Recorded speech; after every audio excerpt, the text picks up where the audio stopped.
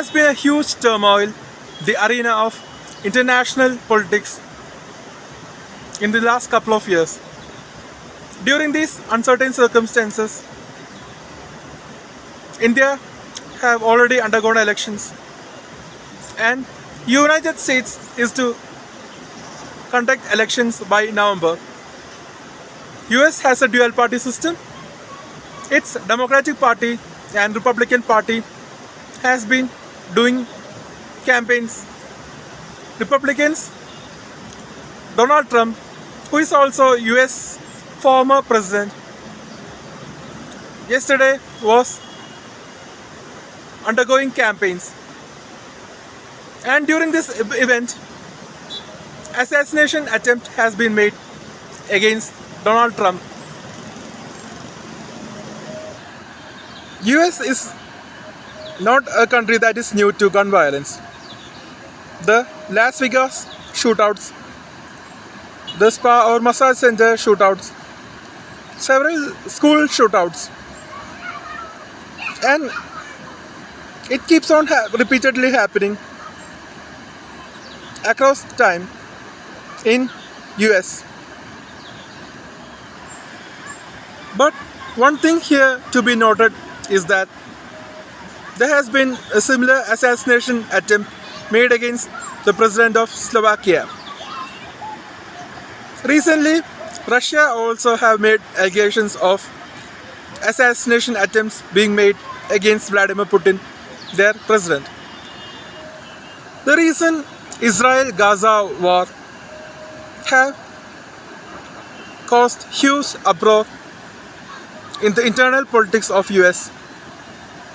Political demonstrations which even escalated into violence, and destruction of US national symbols like US flag has been happening in several American universities, including University in Los Angeles, etc. Earlier, while Donald Trump was elected as the president, there were allegations made by Democratic Party about Russia making involvement through hackers and several social media platforms in favor of Donald Trump. Under all these circumstances, this assassination attempt will further escalate the law and order situation within US to an uncontrollable level. I am saying this because after the former elections in which Joe Biden has won, Donald Trump supporters have made huge protests, riots. Even the Capitol riots have taken place. But in this issue, we can't avoid talking about the gun control laws. Many communities see it as a part of their culture for civilians to keep arms and ammunitions. I've even heard about guns being taken to festivities, weddings, etc. in countries like Pakistan and Afghanistan. In India itself, among the Sikh community, the men are believed to have to carry a small knife-like weapon called kukri. Once I've also heard that in several tribal areas within India bordering to Pakistan, in Jammu and Kashmir, there has been such beliefs among several tribal communities for it to be the right to keep and carry guns. But As a part of India's gun control measures and gun control laws applied all across India, legal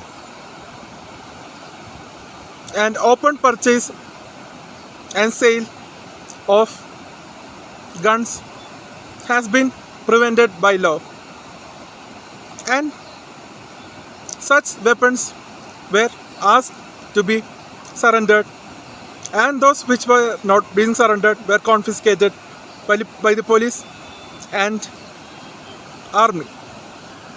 Looking at the issue of gun violence in US escalating to such levels, we can surely say that it was right of the India's government to bring such strict gun control laws. In India, only public servants, including police force, armed forces, are allowed to get weapons, keep and bear them, train using them, and also use them in armed operations. Under special circumstances where individuals face quite high danger, they are allowed to take license to keep and use the gun and then buy guns. But that is also heavily restricted and regulated within India. Countries like America, Australia, etc.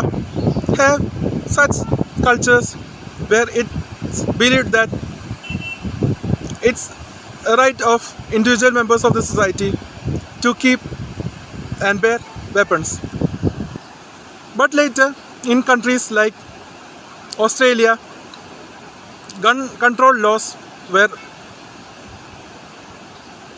brought in, and it was heard that civilians have voluntarily taken part in this campaign to remove weapons from private individuals, and they themselves have come forward surrendering their weapons. Apart from the cultural elements, I also think the private weapons industry and corporates plays a huge role in private gun ownership within US. According to the U.S Constitution's Second Amendment, the people's right to keep and bear arms cannot be infringed.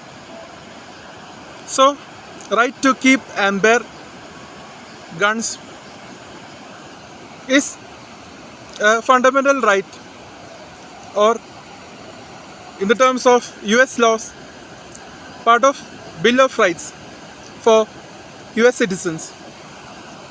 Americans who support these gun rights are of the opinion that increasing gun violence makes it more necessary for the people to buy and keep weapons with them in order for them to save themselves from such gun violence.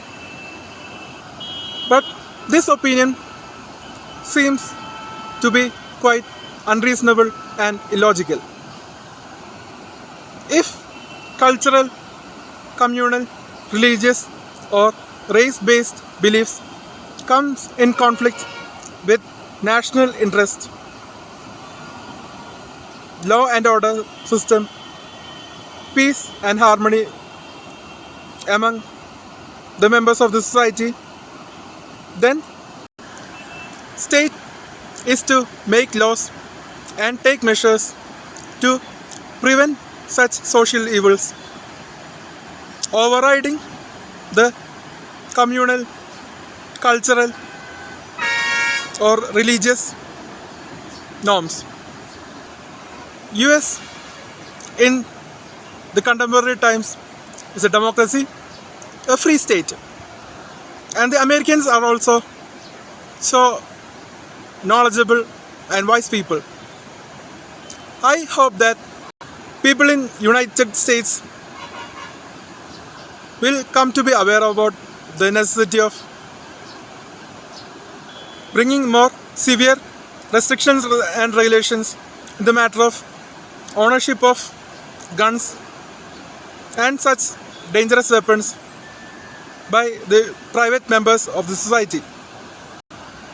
If peace and harmony is to prevail in US, they are to remove the Second Amendment from Constitution and bring severe restrictions and regulations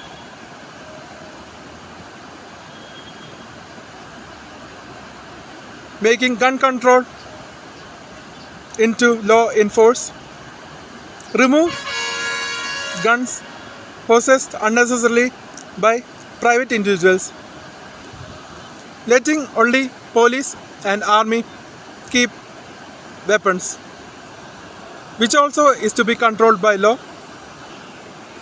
and such weapons to be used according to legal guidelines.